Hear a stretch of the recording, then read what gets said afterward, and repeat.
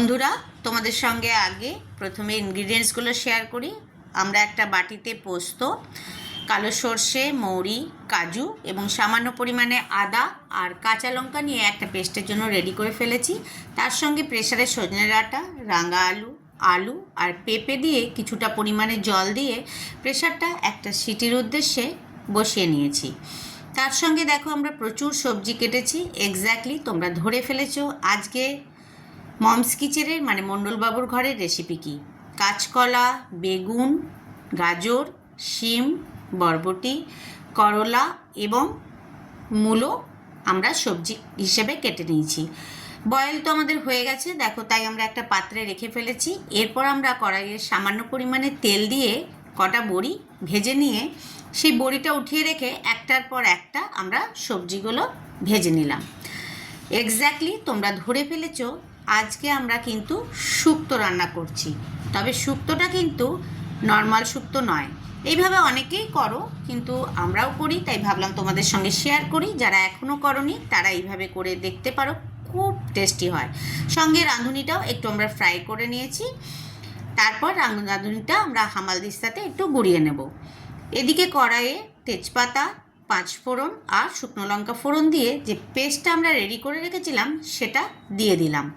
পেস্টটা কিন্তু ভালো করে একটু কষাতে হবে, না হলে কিন্তু খেতে ভালো লাগে না। তারপরে তার মধ্যে সামান্য পরিমাণে, যদি তোমরা গরম জল করে রাখো খুব ভালো, গরম জল দিয়ে একটু ফুটতে দিতে হবে। এরপরে স্বাদ অনুসারে একটু নুন দাও। তারপরে সব সবজিগুলো তোমরা একত্রে দিয়ে দাও। এরপরে পরিমাণ মতো তোমরা জল দাও, কেননা শুক্তোটা একটু ঠিক হলে কিন্তু ভালো লাগে না, একটু রসালো হলেই ভালো লাগে। এদিকে আমরা যে সবজিগুলো সেদ্ধ করে রেখেছিলাম সেটাও দিয়ে দিলাম।